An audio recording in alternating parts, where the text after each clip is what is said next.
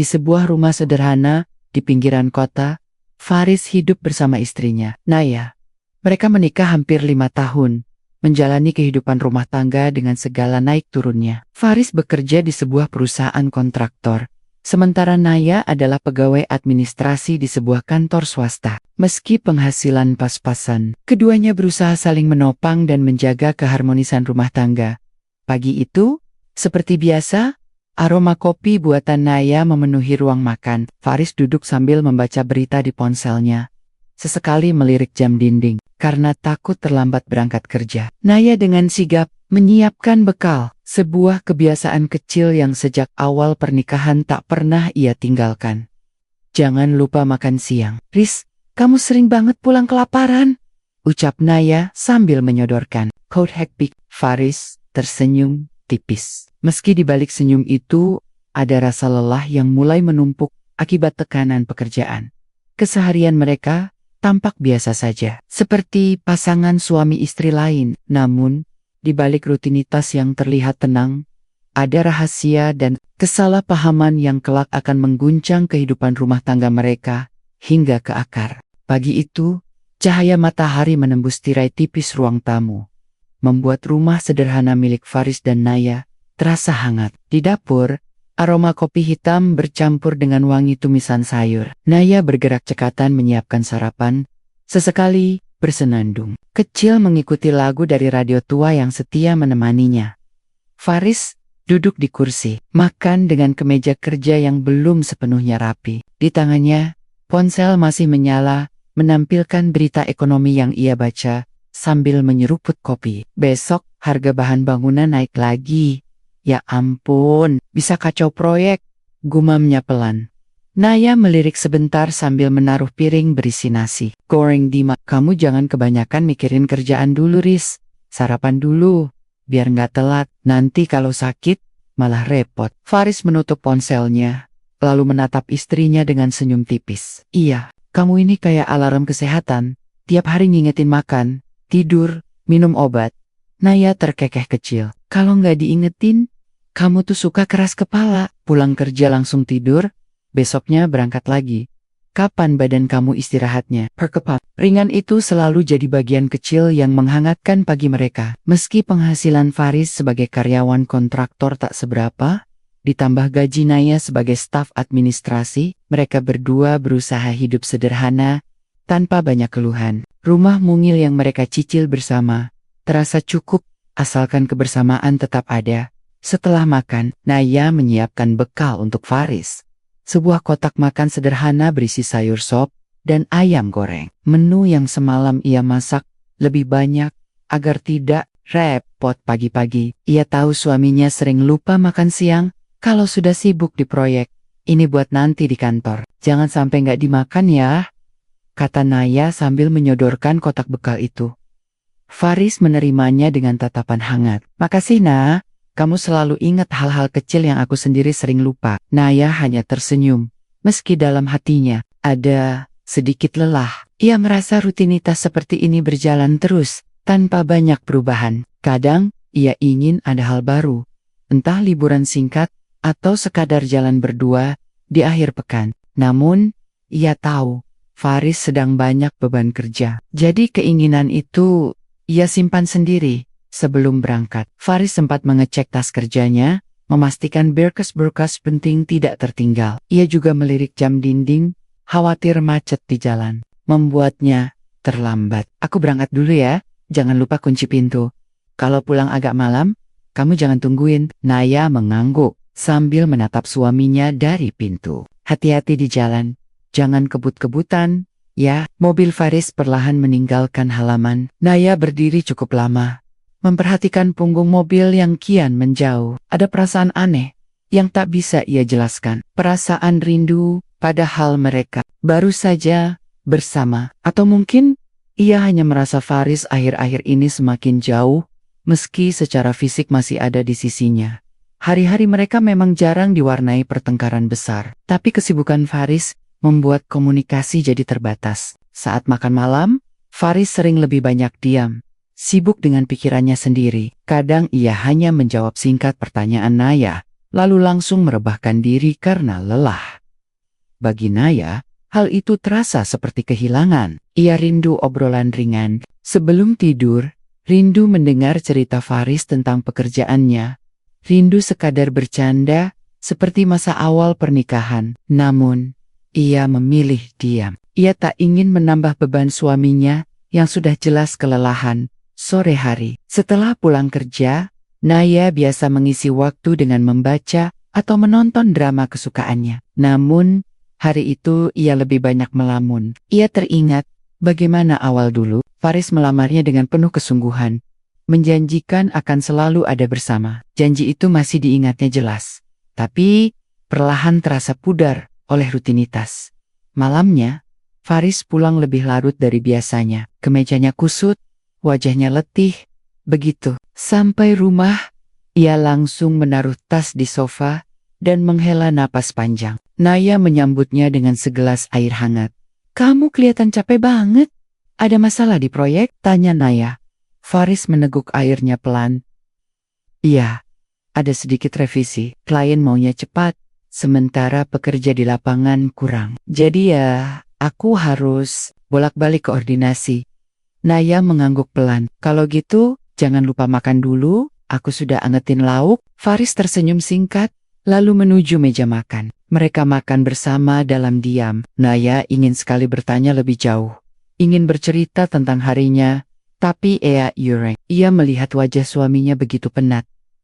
Setelah makan, Faris langsung merebahkan diri di kamar tanpa banyak bicara. Naya duduk di tepi ranjang, menatap suaminya yang sudah terlelap dalam hitungan menit. Ia mengelus pelan lengan Faris, lalu berbisik lirih. "Aku cuma ingin kamu lebih sering ngobrol sama aku, Riz. Aku kangen kamu." Malam itu terasa hening. Tidak ada pertengkaran, tidak ada kata-kata kasar, hanya jarak yang pelan-pelan tumbuh tanpa disadari. Sebuah jarak yang suatu hari nanti akan menimbulkan badai besar dalam rumah tangga mereka. Hari itu matahari sudah condong ke barat. Ketika Faris akhirnya bisa pulang dari proyek, badannya terasa remuk. Kemeja yang ia kenakan sudah penuh bercak debu semen dan kepalanya berdenyut karena terlalu lama terpapar panas. Di dalam mobil, ia menyalakan AC penuh, lalu menenggak air mineral dalam botol. Rasanya segar, meski lelah tetap melekat. Faris menghela napas panjang. "Ya Allah, semoga bisa cepat selesai proyek ini. Aku juga ingin punya waktu lebih buat Naya," gumam Nia dalam hati. Ia sadar, belakangan ini istrinya sering terlihat murung. Namun, ia selalu menenangkan diri dengan alasan, nanti kalau cicilan lunas, semua akan terasa lebih ringan. Saat merapikan jok penumpang depan, tangannya menyentuh sesuatu. Faris mengger niat, menarik benda kecil berkilau dari celah kursi. Sabta cincin wanita, bentuknya sederhana, lingkaran perak dengan hiasan batu kecil di tengah. "Ini apa lagi?" Faris bergumam. Ia memutar-mutar cincin itu di jarinya. Tidak terlalu mahal, tapi jelas bukan miliknya. Ia mencoba mengingat siapa yang terakhir kali menumpang mobil. Rasanya hanya beberapa rekan kerja ketika mereka survei lokasi. Tidak mungkin salah satu dari mereka meninggalkan cincin. Mungkin jatuh waktu ada yang pinjam mobil, atau siapa tahu supir proyek kemarin, pikir Faris. Ia tidak terlalu memedulikan. Benda itu ia taruh begitu saja di laci dashboard, berniat menanyakan kalau ada yang merasa kehilangan. Sesampainya di rumah, Naya sedang duduk di ruang tamu sambil membaca novel. Wajahnya tampak segar karena sudah mandi, berbeda dengan Faris yang tampak lusuh. Ia tersenyum kecil melihat suaminya masuk, lalu berdiri menyambut. "Kamu pulang juga akhirnya? Capek banget ya," ucap Naya sambil mengambil tas kerja Faris. Faris mengangguk, melemparkan senyum lelah. "Lumayan, tapi kangen kamu jadi obat capek." Naya terkekeh pelan. Meski dalam hatinya ia tahu, itu hanya candaan tipis. Ia lalu menuju dapur untuk menghangatkan lauk. Sementara itu, Faris duduk di sofa, membuka laci dashboard mobil untuk mengambil map berisi dokumen. Saat itulah, ia lupa menutup laci rapat-rapat, sehingga cincin kecil itu jatuh tanpa sengaja ke lantai. Naya yang lewat sambil membawa piring berisi nasi, melihat benda itu. Ia menunduk, memungut cincin tersebut. Alisnya langsung mengernyit. "Riz, ini cincin siapa?" tanyanya pelan. Nada suaranya terdengar datar tapi penuh selidik. Faris menoleh, kaget. "Oh, itu aku nemu di mobil tadi. Nggak tahu punya siapa, mungkin ketinggalan orang." Naya menatap cincin itu lama, seolah mencari jawaban dari bentuknya. "Ketinggalan orang? Orang siapa? Kamu kan jarang sekali bawa penumpang. Atau jangan-jangan kamu yang beliin untuk seseorang?" Pertanyaan itu menusuk telinga Faris. Ia terkekeh kaku, mencoba menepis. "Kamu ini gimana sih, Nah? Aku capek banget pulang kerja. Masa masih mikirin hal aneh-aneh? Itu pasti punya orang lain." Naya diam, meletakkan cincin itu di meja. Senyumnya pudar, berganti tatapan kosong. Dalam hatinya muncul rasa tak enak, meski ia mencoba menyembunyikannya. Makan malam itu berlangsung kaku. Faris lebih banyak diam, sementara Naya hanya sesekali mengajukan pertanyaan singkat. Cincin di atas meja seolah menjadi saksi bisu yang membuat suasana beku. Malamnya, saat Faris sudah terlelap, Naya duduk sendirian di ruang tamu. Ia menatap cincin itu lagi, perasaan gelisah membuncah. Kalau memang ini cuma ketinggalan orang, kenapa jawabannya terasa terburu-buru? Kenapa dia seperti menutup pembicaraan, pikirnya. Sejak malam itu, benih kecurigaan mulai tertanam dalam hati Naya. Ia mencoba menepisnya, tapi setiap kali melihat Faris sibuk dengan pekerjaannya, rasa curiga itu makin tumbuh. Ia mulai memperhatikan hal-hal kecil. Seringnya Faris pulang larut, wajahnya yang lebih sering murung, ponselnya yang jarang dibiarkan tergeletak di meja. Di sisi lain, Faris sama sekali tidak menyadari badai kecil itu. Baginya, cincin itu hanyalah benda sepele, bukan masalah besar. Ia terlalu sibuk dengan pekerjaan dan tagihan yang menumpuk untuk memikirkan perasaan istrinya lebih jauh. Beberapa hari kemudian, Naya menceritakan keresahannya kepada sahabatnya di kantor. "Aku nemu cincin di mobil Faris. Katanya sih punya orang lain, tapi aku nggak yakin."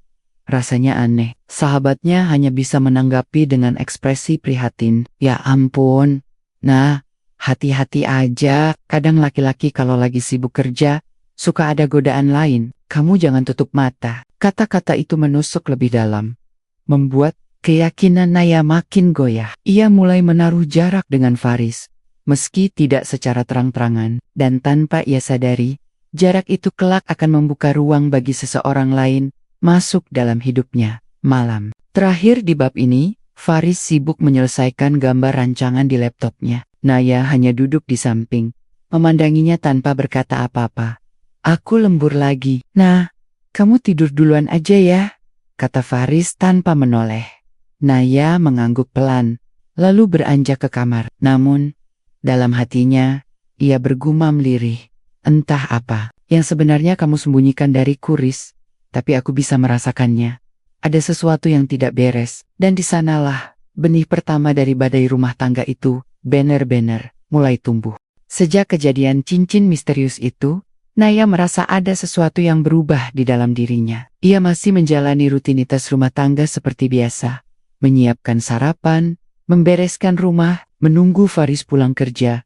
Tetapi ada jarak yang tak kasat mata tumbuh di antara mereka. Pagi-pagi, ia masih menyiapkan kopi dan bekal untuk Faris, namun senyum yang dulu tulus, kini terasa dipaksakan. Faris kadang menyadari, kadang tidak. Lelaki itu terlalu sibuk memikirkan pekerjaan, hingga lupa membaca bahasa tubuh istrinya. Suatu sore, ketika Naya sedang mencuci piring, pikirannya kembali melayang ke cincin yang pernah ia temukan. Benarkah itu hanya milik orang lain? Atau jangan-jangan Faris memang menyembunyikan sesuatu? Ia mencoba menepis prasangka itu. Tapi kata-kata sahabat kantornya beberapa waktu lalu terus terngiang. Kadang laki-laki kalau sibuk kerja suka ada orang lain. Hatinya semakin tak tenang. Hari-hari berikutnya, Naya mulai memperhatikan Faris lebih detail. Ia perhatikan jam pulangnya, ekspresi wajahnya, hingga kebiasaan kecilnya dengan ponsel. Dulu, Faris sering meletakkan ponsel di meja ruang tamu sambil bercanda dengan Naya. Sekarang, hampir setiap kali pulang, ponselnya tetap menempel di saku atau ia bawa ke kamar mandi. Meski mungkin itu hanya kebetulan, bagi Naya, hal itu terasa mencurigakan. Suatu malam, ketika Faris mandi, ponselnya bergetar di meja. layar menyala, menampilkan notifikasi pesan masuk. Naya berdiri di dapur, tapi matanya sempat melihat sekilas cahaya layar itu. Tangannya gatal ingin membuka, namun ia mengurungkan niat. Apa aku sudah sejauh ini mencurigai suamiku sendiri? Gumamnya pelan. Ia menepuk dadanya, mencoba menenangkan diri, tapi rasa was-was itu tak juga hilang. Di sisi lain, Faris semakin larut dalam pekerjaannya. Kantornya sedang mengurus proyek besar dengan tenggat waktu yang mepet. Ia sering lembur, bahkan akhir pekan pun kadang ia habiskan di lokasi proyek. Suatu malam, Naya mencoba membuka obrolan serius. "Riz, kamu belakangan sering banget lembur. Capek ya?" Suaranya lirih, penuh harap agar Faris sedikit bercerita. Faris menutup laptopnya, sebentar, menghela napas panjang. "Iya, nah, banyak revisi. Klien maunya cepat, sedangkan orang di lapangan kurang. Jadi aku harus bolak-balik. Kalau proyek ini lancar, insya Allah bisa nambah bonus." Naya terdiam. Bonus? Bukan itu yang ia cari. Yang ia rindukan adalah obrolan hangat sebelum tidur, pelukan singkat setelah makan malam, atau sekadar perhatian kecil yang dulu selalu ada. Kini, semua terasa hambar. Namun ia tidak berani mengatakannya. Ia hanya mengangguk, berpura-pura mengerti, meski hatinya semakin kosong. Beberapa hari kemudian, Naya pulang kerja lebih awal. Ia sengaja tidak memberi kabar kepada Faris, berharap bisa memberikan kejutan kecil, mungkin makan malam sederhana, atau sekadar waktu berdua. Namun, begitu masuk rumah, yang ia temukan hanyalah ruang tamu sepi. Faris belum pulang. Padahal jam sudah menunjukkan hampir pukul 8 malam. Ia menunggu, menyiapkan makanan di meja, menyalakan lilin kecil untuk menambah suasana hangat. Jam 9:15, suara mobil Faris baru terdengar. Naya bergegas menyambut dengan senyum. Namun hatinya kembali terguncang ketika mencium bau parfum berbeda yang melekat di kemeja Faris. "Dari mana?" tanya Naya pelan. "Dari kantor, rapat mendadak," jawab Faris singkat sambil melepas sepatu. Naya menahan napas. Ia ingin bertanya lebih jauh tentang parfum itu, tapi lidahnya keluh. Ia hanya bisa menatap punggung suaminya yang masuk kamar tanpa menoleh. Malam itu, makanan di meja tak tersentuh. Naya duduk sendiri di ruang makan, menatap lilin yang mulai habis. Air matanya menetes perlahan. Hari-hari selanjutnya, prasangka dalam diri Naya makin kuat. Ia mulai menjaga jarak secara emosional, meski tetap melayani Faris seperti biasanya. Tapi kehangatan sudah pudar. Di kantor, ia semakin sering terlihat melamun. Raka, atasannya, beberapa kali menegur. "Kamu kenapa, Nah? Belakangan kok kayak nggak fokus?" Naya tersenyum hambar. "Nggak apa-apa, Pak.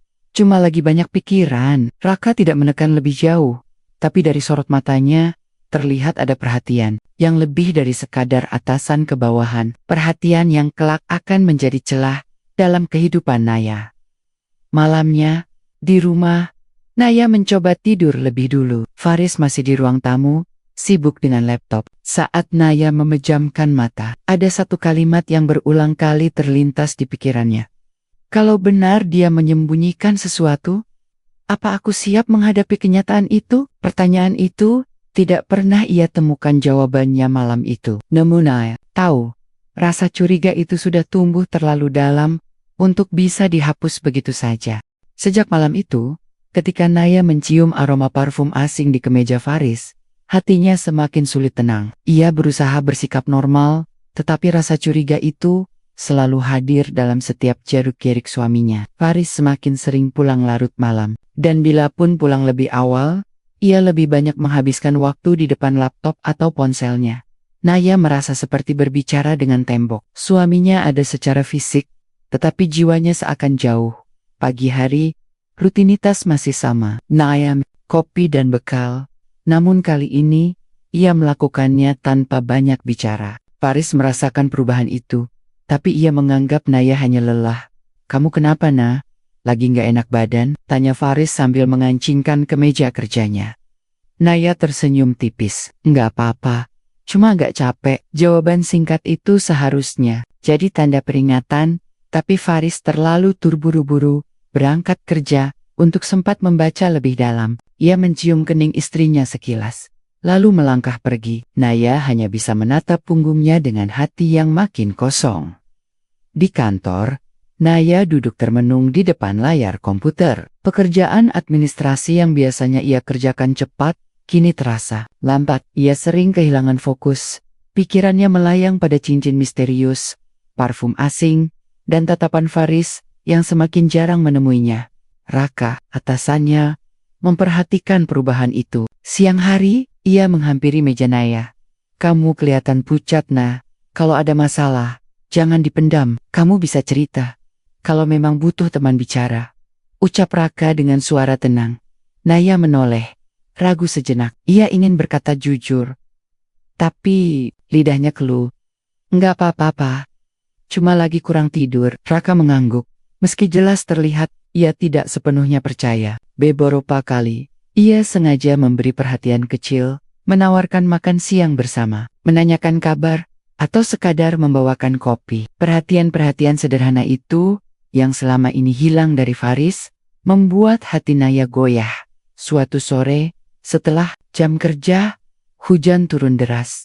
Naya tidak membawa payung. Raka kebetulan masih di kantor, dan melihatnya ragu berdiri di lobi. "Ayo, saya anterin pulang. Kebetulan mobil saya parkir dekat," ujar Raka sambil tersenyum ramah. Naya sempat menolak, tapi akhirnya menerima. Sepanjang perjalanan, Raka mencoba mencairkan suasana dengan obrolan ringan. Naya awalnya canggung, namun lama-kelamaan ia merasa nyaman. Obrolan itu mengalir, bahkan membuatnya lupa sejenak pada rasa curiga dan kegelisahan di rumah. Sampai di depan rumah, Naya berterima kasih singkat, namun ketika melangkah masuk, ia merasa bersalah. Ada perasaan hangat di dada yang seharusnya hanya milik Faris, tapi kini muncul karena orang lain. Malam itu, Faris pulang lebih larut dari biasanya. Naya yang sudah menunggu dengan hati penuh resah, mencoba membuka percakapan.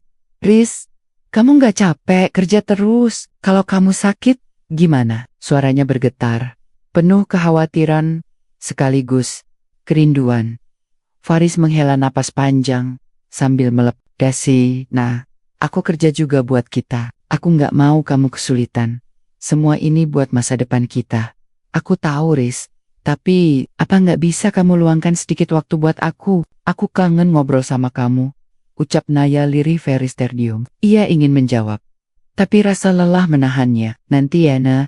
Aku capek banget. Besok kita ngobrol lagi." Kalimat itu seperti pisau bagi hati Naya. Ia merasa keberadaannya tidak penting, dan tanpa ia sadari, jarak itu makin melebar, memberi ruang bagi sosok lain untuk mengisi kekosongan hatinya. Hari-hari berikutnya, perhatian Raka semakin terasa berarti. Ia sering menanyakan kabar, bahkan beberapa kali menyelipkan candaan kecil yang membuat Naya tersenyum. Senyum yang jarang ia dapatkan dari Faris belakangan ini. Naya tahu batasan. Ia sadar perannya sebagai istri. Namun, ada rasa hangat yang sulit. Ia tolak setiap kali Raka peduli. Baginya, itu seperti oase di tengah gurun kesepian rumah tangga. Di rumah, Faris semakin tenggelam dalam pekerjaan. Ia percaya bahwa semua kesibukan ini demi kebahagiaan keluarga. Ia tidak pernah sadar, cara yang ia pilih justru membuat Naya semakin menjauh.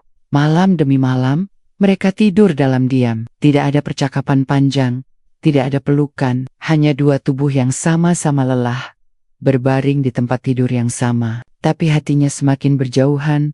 Suatu malam, Naya menatap Faris yang tertidur pulas di sampingnya. Ia ingin membangunkannya, ingin berkata bahwa ia merasa kehilangan, ingin menumpahkan semua rasa curiga dan kesedihannya. Tapi ia takut pertengkaran. Akhirnya, ia hanya berbisik pelan, "Kamu bahkan gak sadar, aku makin jauh dari kamu, Riz. Apa kamu masih peduli sama aku?" Air matanya jatuh tanpa suara.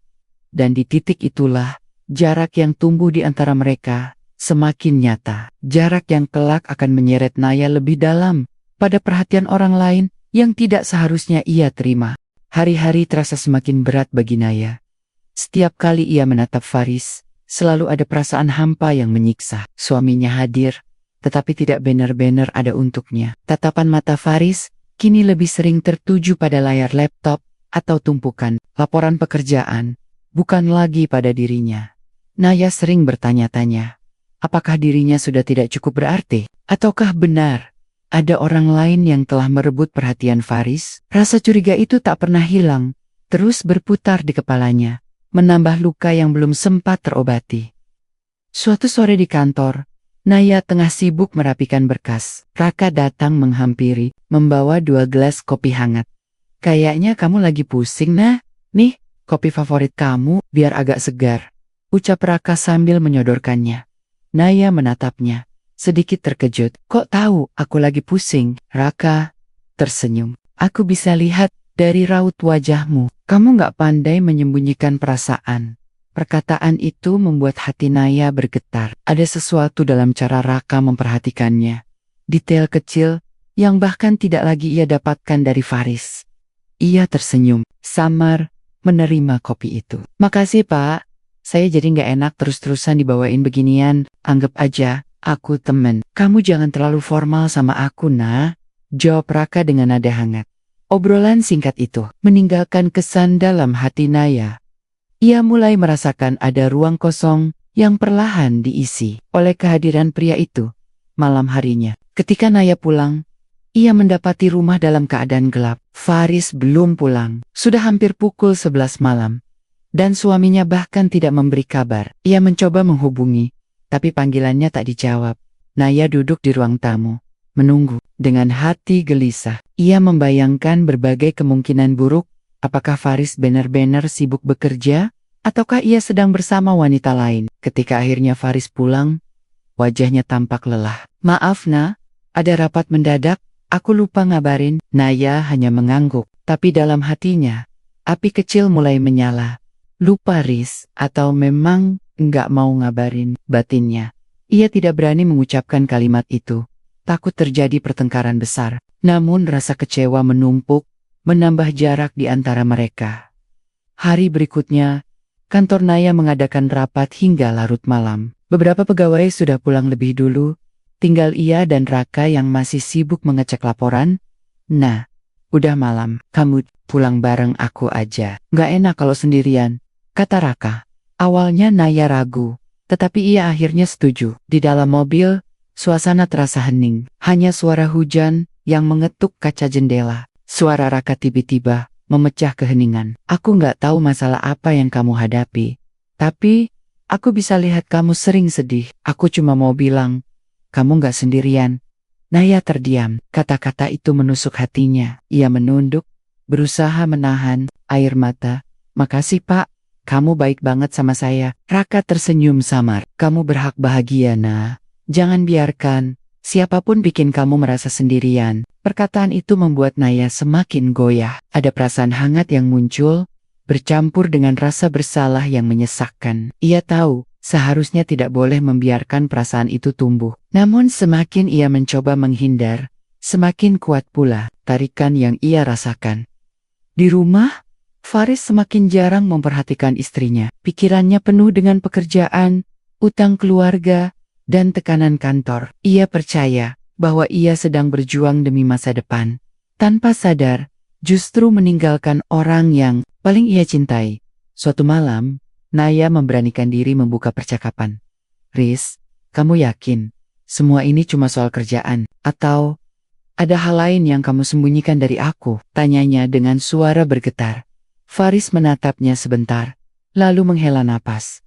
Nah, aku kerja keras ini buat kita. Aku gak tahu kenapa kamu selalu curiga. Aku gak punya apa-apa lagi. Selain kalimat itu seharusnya menenangkan, tapi cara Faris mengucapkannya terdengar dingin. Naya semakin bingung.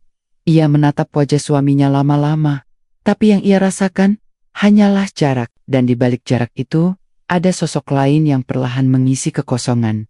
Raka, hari-hari pun berjalan dengan pola yang sama. Faris semakin tenggelam dalam pekerjaan, sementara Naya semakin sering mendapat perhatian dari Raka.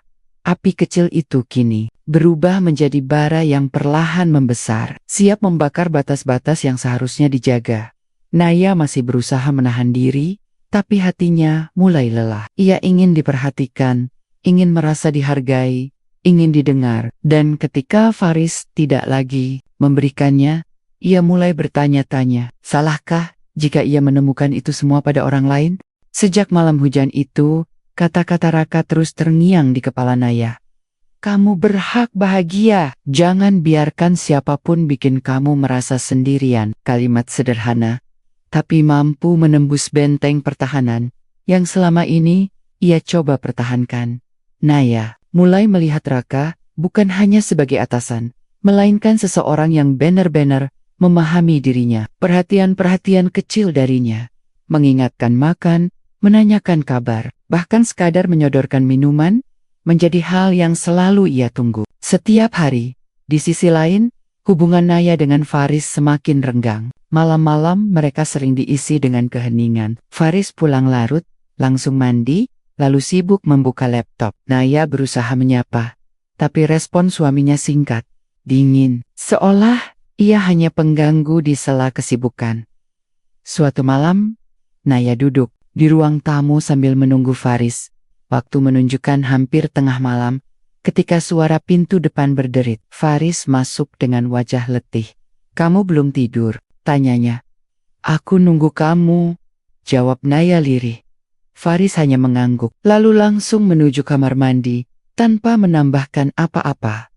Naya menatap punggung suaminya dengan mata berkaca-kaca. Ia ingin marah, ingin berteriak bahwa dirinya merasa tidak dianggap, tapi yang keluar justru hanya diam. Keesokan harinya, di kantor, Naya tampak murung. Raka memperhatikan perubahan itu. Setelah rapat, ia menghampiri Naya. Kamu kelihatan capek banget. Ada masalah di rumah? Tanya Raka hati-hati. Naya terdiam sejenak, lalu akhirnya mengangguk pelan.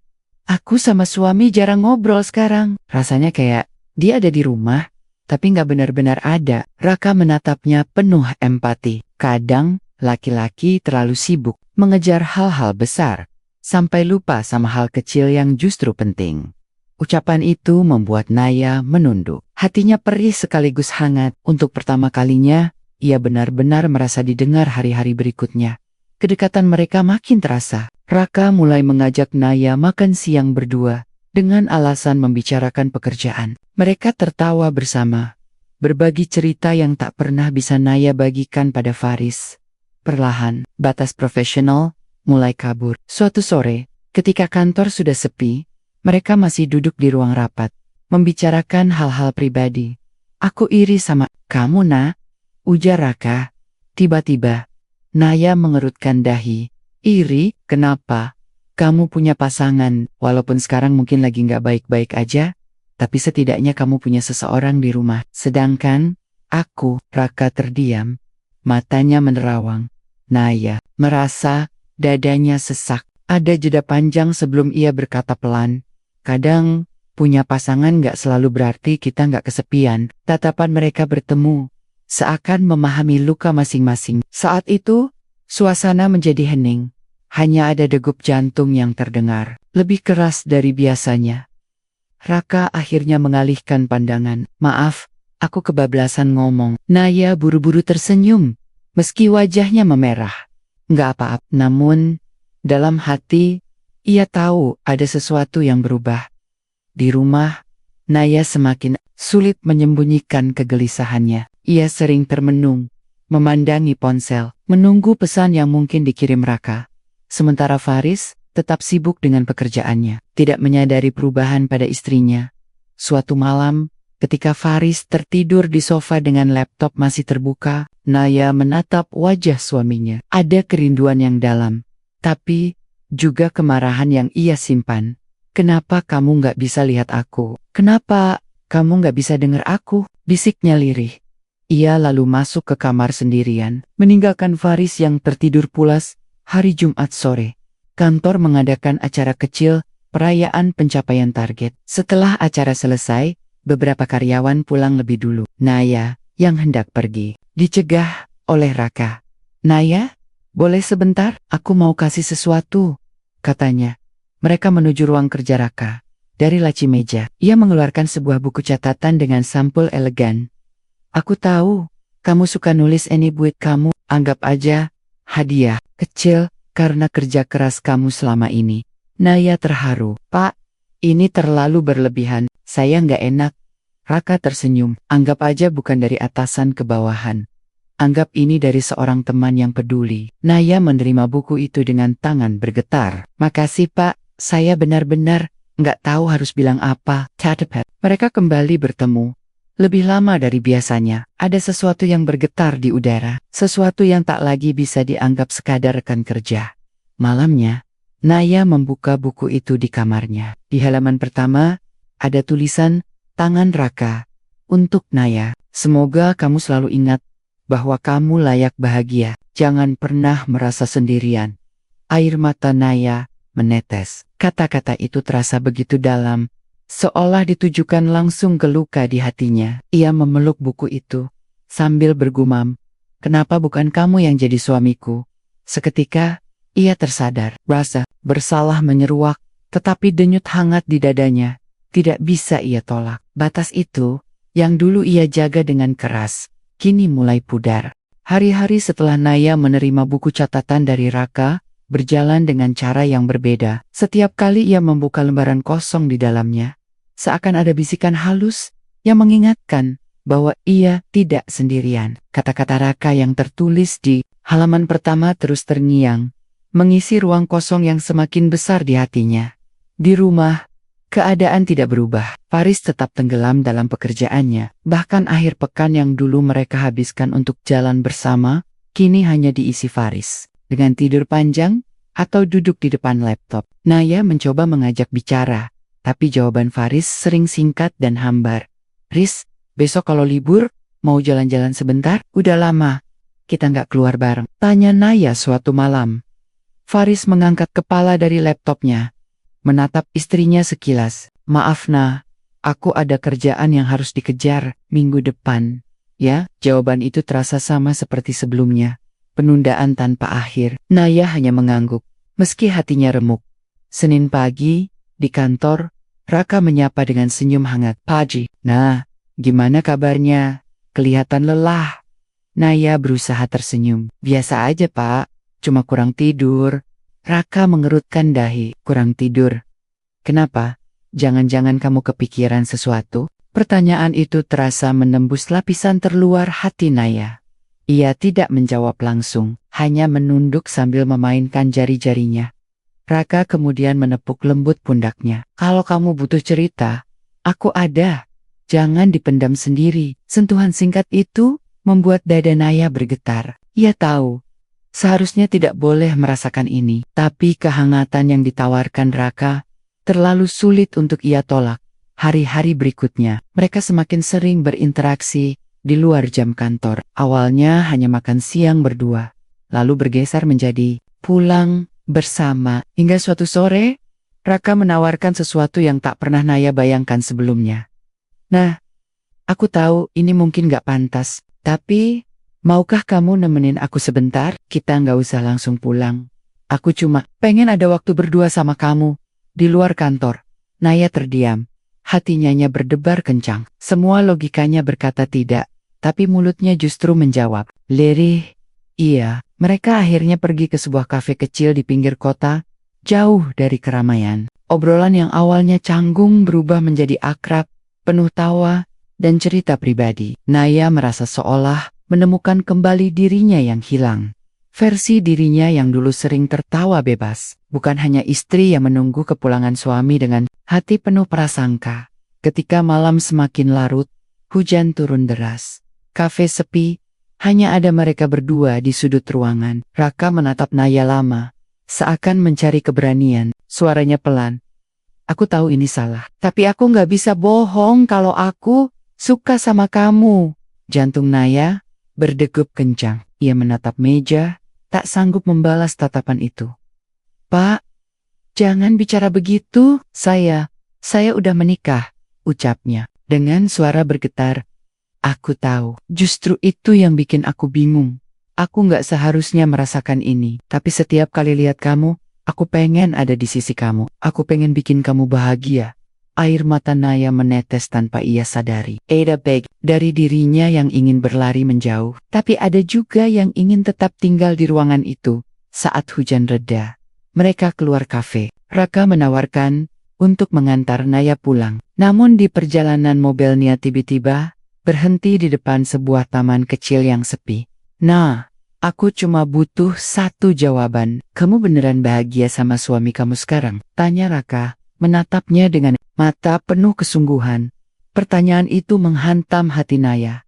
Ia ingin berteriak bahwa ia tetap mencintai Faris. Tapi luka dan kesepian yang ia rasakan lebih dominan. Dengan suara bergetar, ia menjawab, "Aku nggak tahu." Keheningan panjang menyelimuti mereka. Lalu, entah siapa yang lebih dulu, jarak di antara keduanya perlahan menghilang. Raka mendekot, dan Naya tidak bergerak menjauh. Sebuah langkah terlarang akhirnya terjadi. Perasaan yang selama ini hanya tersimpan, kini pecah menjadi tindakan nyata. Malam itu, Naya pulang dengan hati yang campur aduk. Sesampainya di rumah, Faris sudah tertidur lelap di sofa. Laptop masih terbuka di meja. Naya berdiri lama menatapnya, merasa bersalah hingga dadanya sesak. "Kenapa aku begini? Kenapa aku nggak bisa menahan diri?" bisiknya pelan. Air mata kembali jatuh. Namun, meski hatinya menjerit, ia tak bisa menghapus kenyataan bahwa ia sudah melewati batas yang seharusnya tidak boleh disentuh. Api itu kini benar-benar membakar dan tidak ada jalan kembali. Sejak malam itu, hidup Naya berubah. Ia tidak lagi memandang Raka hanya sebagai atasan. Ada garis yang sudah mereka lewati, garis yang membuat setiap tatapan, setiap sentuhan kecil terasa menegangkan sekaligus mematikan. Di rumah, ia berusaha bersikap normal. Namun bayangan malam terlarang itu terus menghantui. Tatapannya pada Faris penuh rasa bersalah. Sementara setiap senyum Raka di kantor menjadi pengingat dosa yang ia simpan rapat. Malam-malam berikutnya, Naya sering gelisah di tempat. Faris yang tertidur pulas di sebelahnya tidak pernah tahu bahwa istrinya terjaga dengan pikiran kacau. Kadang Naya ingin jujur, ingin mengakui semuanya agar beban di hatinya hilang. Tapi bayangan wajah Faris yang kecewa membuatnya mengurungkan niat. Kalau dia tahu, rumah tangga ini pasti hancur batinnya. Di kantor, suasana semakin rumit. Raka tetap memperlakukannya dengan penuh perhatian, tapi kali ini, setiap kali mereka berdua, udara terasa berat. Ada ketakutan jika seseorang melihat, jika bisikan-bisikan muncul dari rekan kerja. Suatu siang, saat mereka makan bersama di kafe dekat kantor, Naya menoleh ke arah pintu dan hampir menjatuhkan gelas ketika melihat seorang rekan sekantor masuk. "Nah, itu kan Vira dari bagian HR. Cepat, kita pura-pura lagi bahas laporan," bisik Raka cepat. Mereka berdua berpura-pura serius, menatap layar ponsel. Tapi jantung Naya berdegup kencang. Setelah Vira pergi, ia menghela napas lega. "Kita nggak bisa siring-siring begini. Orang bisa curiga," ucap Naya dengan suara rendah. Raka menatapnya dalam. "Aku tahu, tapi aku juga nggak bisa pura-pura nggak butuh kamu." Kalimat itu membuat dada Naya sesak. Ia tahu Raka tulus, tapi setiap langkah mereka semakin berbahaya. Di rumah, tanda-tanda mencurigakan mulai terlihat. Suatu malam, Faris mengambil ponsel Naya yang tertinggal di meja ruang tamu. Ada notifikasi pesan singkat dari Raka. "Besok, hati-hati di jalan. Jangan lupa sarapan Faris Menggornir." "Ini siapa yang pesan?" tanyanya saat Naya datang mengambil ponsel. Naya panik sejenak, lalu buru-buru menjawab. "Itu Pak Raka, atasan aku." Dia memang sering ngingetin bawahan soal kesehatan. "Semua karyawan juga gitu kok." Faris hanya mengangguk singkat. Meski hatinya menyimpan sedikit rasa heran, namun karena pikirannya terlalu penat dengan pekerjaan, ia tidak terlalu memperdulikannya.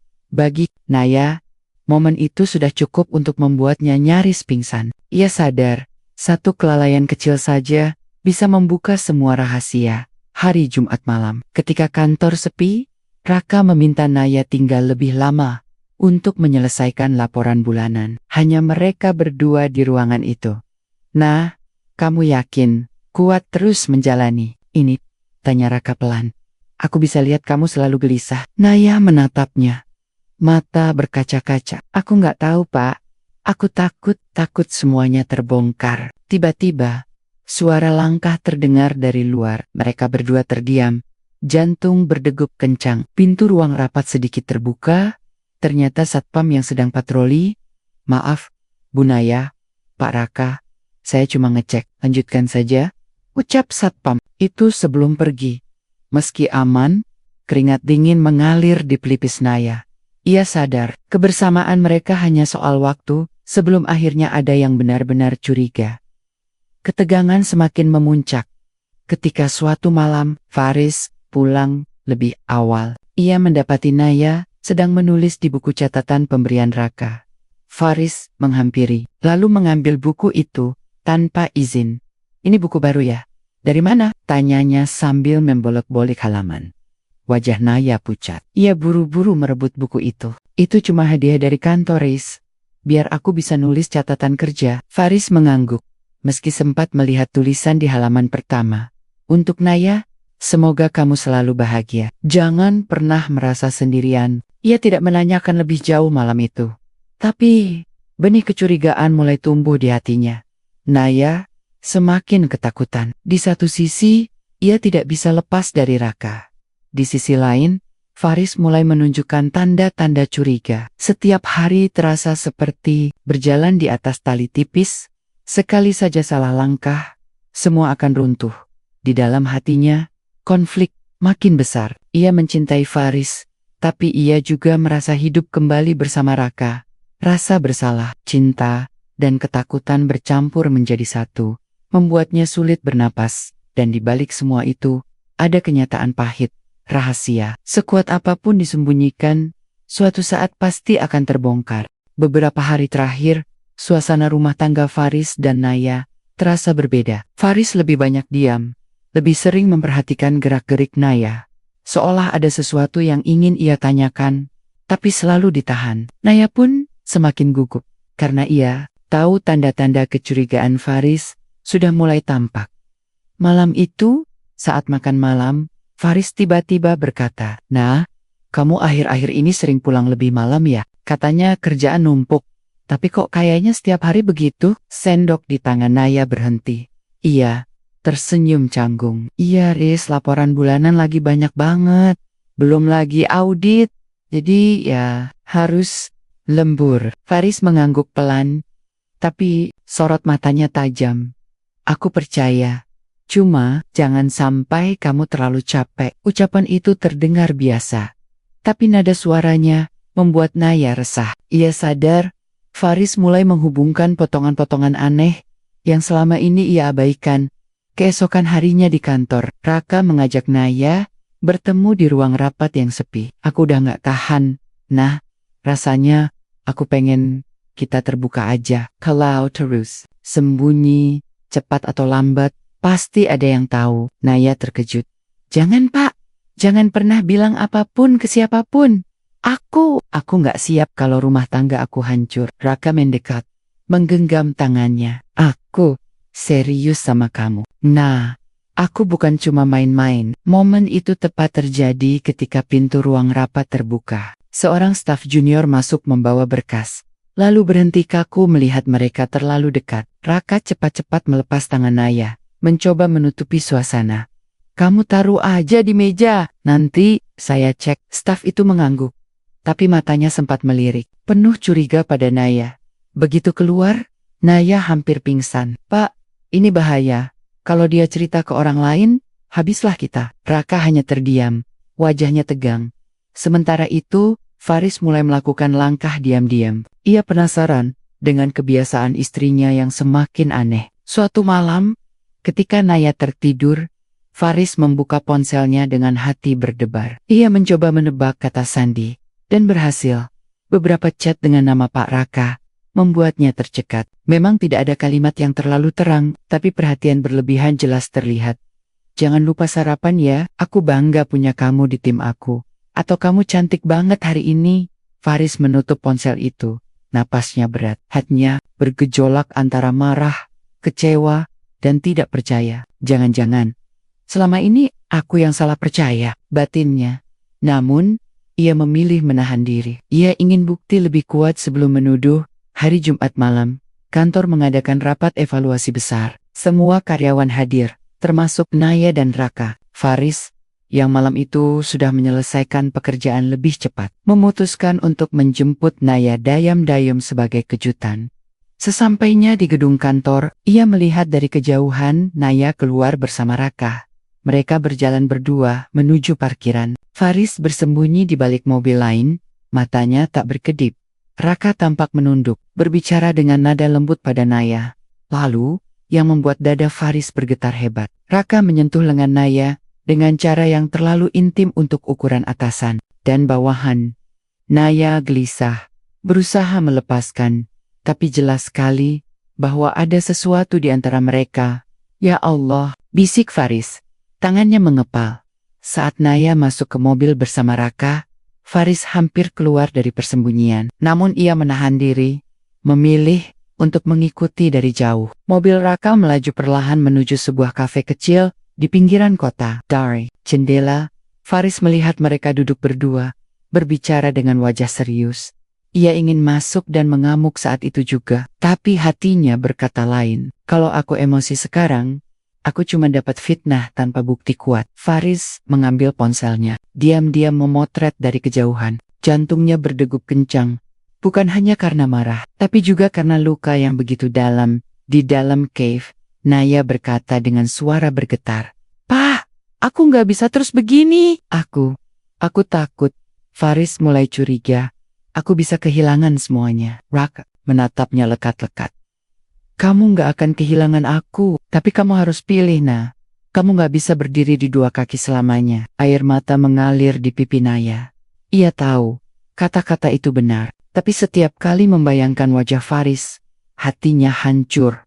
Dan tanpa mereka sadari, dari luar jendela, mata Faris menyaksikan semuanya dengan hati yang nyaris pecah. Malam itu, Faris pulang lebih dulu, berpura-pura tidur. Ketika Naya akhirnya sampai di rumah, Naya menatap wajah suaminya yang tertidur, lalu berbisik lirih, "Maafkan aku, Riz." Namun yang tidak ia tahu, Faris sebenarnya terjaga. Matanya basah, dadanya sesak, tapi ia memilih diam. Besok atau lusa, ia tahu semua ini harus dihadapi. Pagi itu, rumah terasa sepi. Naya menyiapkan sarapan seperti biasa. Namun suasana hati berbeda. Faris duduk di meja makan, matanya tajam menatap ponsel. Bukan lagi tatapan suami yang penuh hangat, melainkan tatapan seseorang yang menyimpan sesuatu. Panggil Faris akhirnya, dengan suara berat. Naya menoleh, jantungnya langsung berdegup kencang. "Iya, Riz?" Faris menghela napas panjang, lalu meletakkan ponsel di meja. Di layar, tampak foto dirinya diam-diam memotret Naya bersama Raka di kafe malam itu. "Ini apa maksudnya?" tanyanya pelan, tapi tegas. Naya membeku. Tangannya gemetar, wajahnya pucat, kata-kata tak sanggup keluar dari mulutnya. "Jangan bilang, kamu masih bisa bilang ini cuma kebetulan," lanjut Faris. "Aku udah cukup sabar, Nah. Aku percaya sama kamu, tapi lihat sendiri, aku kayak orang bodoh." Air mata mulai jatuh dari mata Naya. "Riz, Aku salah. Aku nggak bisa bohong lagi. Aku sayang sama kamu. Tapi aku terjebak. Terjebak?" Suara Faris meninggi. "Terjebak? Apanya? Kamu yang milih, Nak. Kamu yang bikin semua ini." Tangis Naya pecah. Ia jatuh berlutut di depan Faris. "Aku khilaf. Aku butuh teman waktu kamu sibuk. Aku butuh tempat bersandar. Aku lemah, Riz." Faris menatap istrinya dengan tatapan kosong. Luka di hatinya begitu dalam. Namun sebelum ia sempat bicara lagi, suara ketukan pintu terdengar keras. Ketika pintu dibuka, ternyata yang datang adalah Raka. Dengan wajah tegang, ia langsung bicara. "Faris, aku minta maaf. Aku harus jujur. Semua ini salah aku. Aku yang deketin Naya duluan. Aku nggak bisa bohong lagi." Faris menatapnya dengan tatapan penuh amarah. "Kamu punya istri, Raka. Kamu tahu itu?" Raka terdiam. Ia menunduk, wajahnya penuh penyesalan. Aku nggak pantas dimaafkan. Tapi aku cinta sama Naya." Ucapan itu seperti pisau yang menancap di dada Faris. Naya menangis lebih keras. "Jangan ngomong gitu, Pak. Tolong jangan di sini." Faris mengepalkan tangan, hampir saja menghantam Raka. Tapi tiba-tiba, suara lain terdengar dari arah pagar. "Mas Faris, Kak Naya." Mereka semua menoleh. Ternyata Dina, adik Naya, berdiri di sana dengan wajah panik. Ia masuk terburu-buru, lalu berkata cepat, "Kak, itu cincin yang kalian ributin. Cincin yang ada di mobil Mas Faris dulu. Itu punyaku. Aku waktu itu minjem mobil Mas Faris buat pergi sama temen. Aku lupa naruh di jok." Ruangan seketika hening, Nia tertegan. Faris juga terdiam. Raka menatap bingung. Selama ini, kesalahpahaman soal cincin membuat Naya yakin bahwa Faris berselingkuh. Dan dari situlah awal segalanya hancur. Faris menutup wajah dengan kedua tangan. "Jadi, semua ini cuma salah paham. Kamu pikir aku selingkuh gara-gara cincin itu?" Naya menangis terseduh. "Iya, Riz. Aku kira kamu yang salah duluan. Aku sakit hati. Aku buta. Aku nggak bisa maafin diriku sendiri." Faris berdiri, menatap istrinya dengan mata merah. "Aku lembur tiap malam buat bayar utang kita, Nah. Buat masa depan kita. Sementara kamu malah ngira aku main belakang." Naya mencoba meraih tangan Faris, tapi ia menepisnya. "Aku tahu apa aku bisa percaya lagi sama kamu setelah ini. Semua udah hancur." Raka mencoba bicara, tapi Faris menatapnya dengan amarah penuh. "Keluar dari rumahku sekarang juga. Jangan pernah ganggu keluarga ini lagi." Raka menendok, lalu pergi tanpa perlawanan. Setelah pintu tertutup, hanya tersisa tangisan Naya dan keheningan berat. Faris duduk kembali, sementara Naya merangkak, mendekat. "Riz, tolong, jangan tinggalkan aku. Aku nyesal, aku janji gak akan ulangi lagi. Tolong kasih aku kesempatan." Faris terdiam lama, lalu menatap istrinya. "Kesempatan? Kamu pikir gampang buat aku percaya lagi? Kamu yang jatuhin aku sedalam ini, Nah." Naya menandok, menangis tanpa henti. Akhirnya, Faris berdiri. "Aku nggak bisa jawab sekarang. Aku butuh waktu, aku butuh jauh dari kamu." Tanpa menoleh lagi, Faris mengambil kunci mobil dan keluar rumah, meninggalkan Naya yang meraung memanggil namanya. Malam itu, Naya terduduk sendirian di ruang tamu. Rumah terasa begitu hampa. Ia sadar, kesalahannya bukan hanya karena berselingkuh, tapi karena ia membiarkan prasangka menguasai dirinya, tanpa pernah memberi ruang untuk percaya. Dan ironinya, cincin kecil yang dulu ia kira tanda perselingkuhan Faris justru menjadi bukti bahwa dialah yang salah selama ini.